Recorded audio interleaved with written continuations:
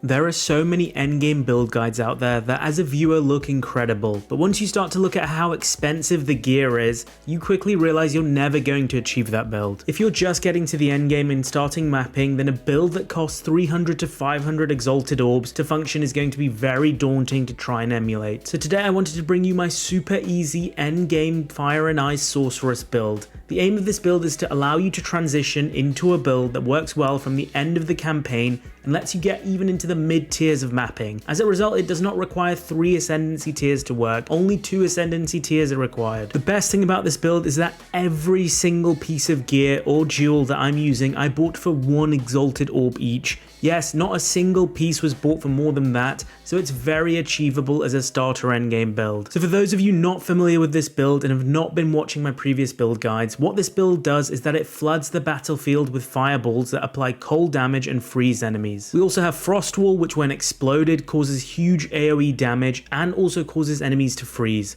Frostwall is also an insane method of trapping enemies, allowing you to keep them at a distance safely. Then the difference in this setup is that I'm running 4 copies of Cast on Freeze Comet. What this means is that each of these Cast on Freeze gems gains energy individually whenever we freeze an enemy, and because we're using 4 of them, what we're hoping for is that at any one given time, one of them reaches 100%, so a comet triggers. We also streamline this process by having support gems and passive skills which make energy gains even better for Cast on Freeze. Now, to run 4 copies of Cast on Freeze, you need a lot of spirit, and the cheapest way by far to get over 240 spirit is through a scepter.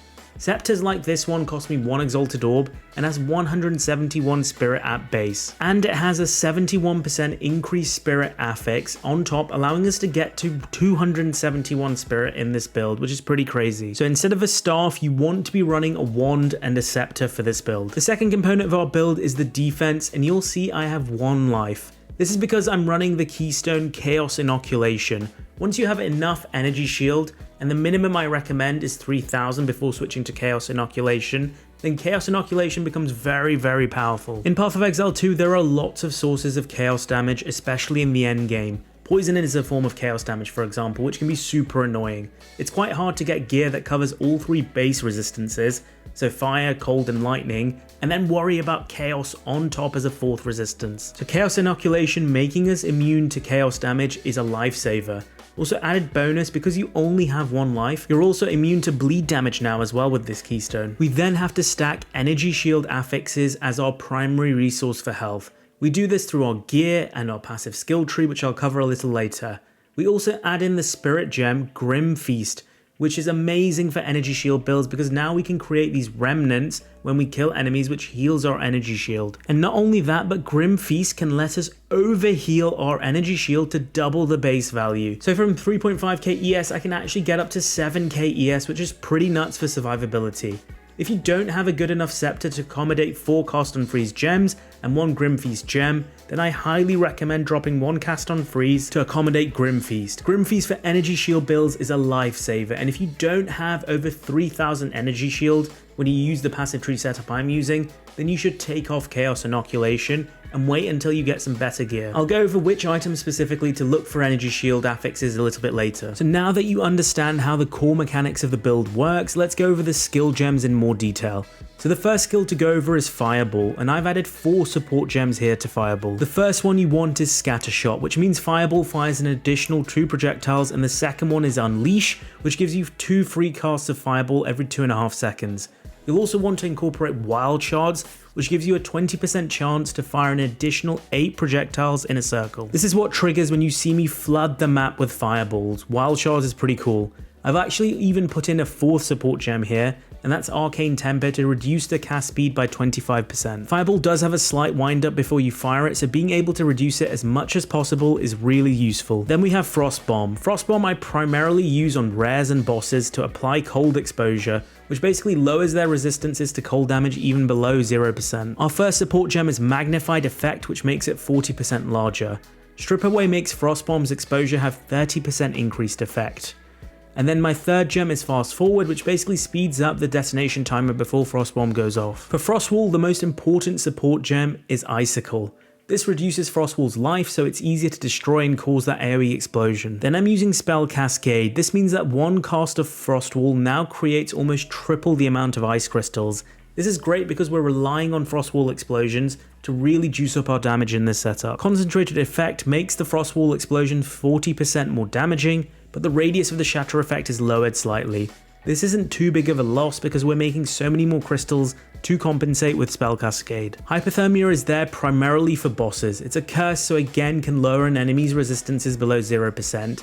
Here I've put on heightened curse for a greater effect, and persistent so it lasts longer. And then you can see I'm using 4 copies of Cast on Freeze Comet. For the first one I've put Spell Echo so that when it does trigger, 2 comets come down instead of 1, and Impetus so we gain more energy every time we freeze an enemy. The second copy I have is Inevitable Critical, so it's basically a guaranteed critical hit.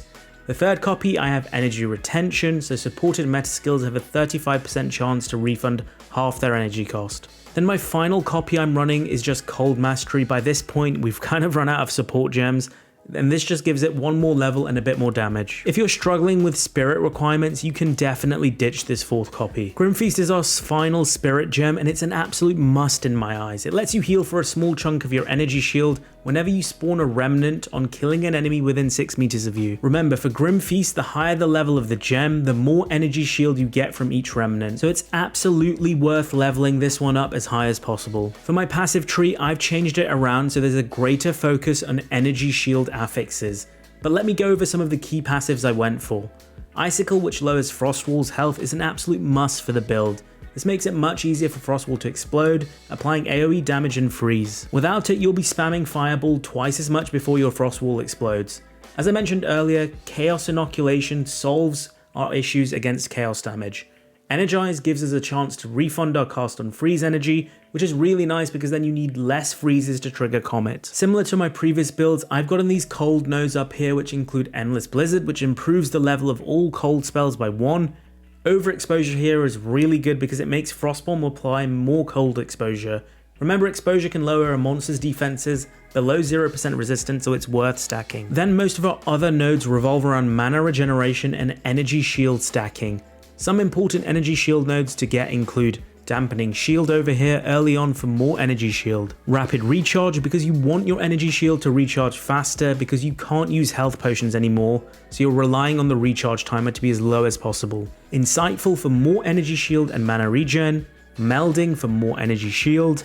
Heavy Buffer over here for more ES. Remember, with Chaos Inoculation, you only have 1 life, so the 10% reduced life means nothing here. Illuminated Crown, which gives us 70% more energy shield from our helmet, which is pretty crazy because that's a big source of our energy shield. For gems, you want to socket Sapphires with mana on kill. For the purposes of a cheap build for gems, socketing 1% mana on kill on each socket is enough, and it only costs roughly 1 Exalted Orb each, and that is enough to keep up with the high mana costs of the setup. If you do want to push it even further, you can go for 2% mana on kill, but that usually costs 2 or 3 Exalted Orbs each. The other modifier you do want to look out for on your jewel is increased maximum energy shield to go along with the mana on kill, but that will make the gem cost even more. For your Ascendancy points, assuming you have 2 tiers of Ascendancy points, you want Scouring Winds first to apply more cold exposure, and then you want Constant Gale to give yourself Arcane Surge, which improves cast speed and mana regeneration. I will talk a little bit about which nodes to aim for higher tier maps a little later in the video once I've covered gear, because it will make more sense then. So going over our gear, let's start with the mandatory pieces of gear. The only truly mandatory piece of gear to obtain are the Blue Flame Bracers. These convert 100% of fire damage into cold damage. So now Fireball can apply chill and freeze as well, and it benefits from all the cold benefits our build has. Remember, we are debuffing our enemies' cold resistances by a lot, so this unique really does make Fireball much stronger as well. These gloves only cost 1 Exalted Orb right now, so it's super easy to get this build going. The other item which I highly recommend is a Scepter, and again you want to aim for a high level Scepter with a high implicit spirit affix. You can see mine is 171. And then you also want a high increased percentage spirit stat as well. Other stats to look for here include maximum mana and mana regeneration. You'll notice the gloves and Scepter have a strength requirement. For the Scepter, if you can get it with a reduced attribute roll on top, that does help lower that requirement, but we need to get some strength from somewhere. The easiest way to do this is to change these nodes here on your passive tree to strength. I've also got an amulet with an implicit strength roll, but that's not necessary at all. For your weapon, you want to use a wand, and the most important stat to aim for is plus levels to all skills. Because Fireball is a fire skill and most of your other skills are cold skills, you need plus levels to all skills here.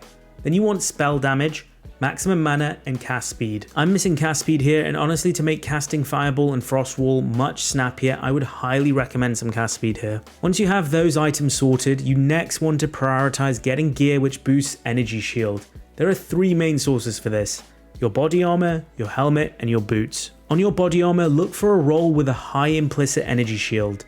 Remember, the higher the level of the robe, the more implicit energy shield it will have. Then aim for high rolls in maximum energy shield, increased energy shield, maximum mana, and resistances. Don't worry too much about resistances though, we use other gear to cap them out. Remember, if you're using Chaos Inoculation, maximum life, like I've got here, on your gear is a waste. Also for runes, if you can't hit the resistance caps, then socket resistance runes for your gear, but otherwise you want to socket iron runes like I've done here, to boost energy shield even more. Remember to use armor scraps on any gear with a base energy shield roll. That will improve the amount of energy shield it gives you. For your helmet, it's pretty similar energy shield affixes, maximum mana, and resistances. For boots, you want as your number 1 priority a high movement speed roll. I've screwed my boots up here using a Val Orb, which lowered the movement speed from 20% to 15%, which is a bit annoying. Otherwise, aim for energy shield, maximum mana, and resistances again. Your rings, amulet, and belt are basically your dumping ground for resistances. Use these slots to cap out your resistances. For flasks, remember Life Flask isn't used anymore with Chaos Inoculation. For Mana Flask, look for increased amount recovered and gains charges per second.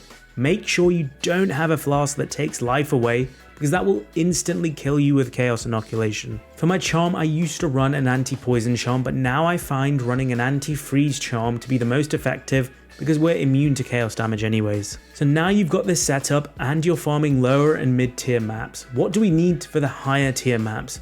Well, first of all, you want to get your 3rd Ascendancy tier points, which means we switch away from Arcane Surge and start getting these shock nodes instead.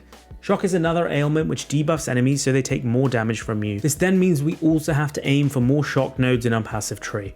Well, one big thing we also want to do is switch from a 4 cast on freeze Comet setup to an Elemental Invocation setup. Elemental Invocation lets us gain energy whenever we apply an ailment to enemies, which then lets us cast Comet. But it doesn't come down instantly, unlike cast on freeze. It actually lets you choose when to cast Comet. And because you can store 2 charges of Elemental Invocation, you can use it twice in the places and times you most need them, so it's a very good switch to do. And because we also play Spell Echo with Elemental Invocation, it's always a double cast of Comet each time, unlike the 4 cast on freeze Comets, where the 2nd, 3rd, and 4th Comets become sequentially weaker. Then another thing we want to do is move away from a Scepter and use a Focus. Why? Because we eventually want to get this passive node right here, Dreamcatcher, which basically makes our focus give a ton of energy shield. A well-rolled focus with this node active can give us nearly 2000 energy shield, which is huge for survivability. But this then means we have to get spirit from elsewhere, which means we have to get spirit from our chest piece and our amulet to allow us to use Grim Harvest and Elemental Invocation. Those 2 items of gear with spirit, along with resistances and energy shield affixes, are very expensive. Like 30, 40, 50, even 100 Exalted Orbs expensive, so it's not easy to set up straight away, unlike this build which is super cheap. So yes, if you're starting maps or if you don't have tons of Exalted Orbs to purchase top tier gear, then use this build instead, but at least you know where you want to aim for future upgrades so you can take on the highest tiers of maps. So there you have it, my super easy, super cheap endgame Fire and Ice build that lets you demolish early maps with ease. It has insane damage, crowd control, and survivability. If you found what I talked about today useful, remember to smash the like button and subscribe to the channel for more build guides for Path of Exile 2. I'm Mr. Ronnet, and that's it for today. Peace out, guys.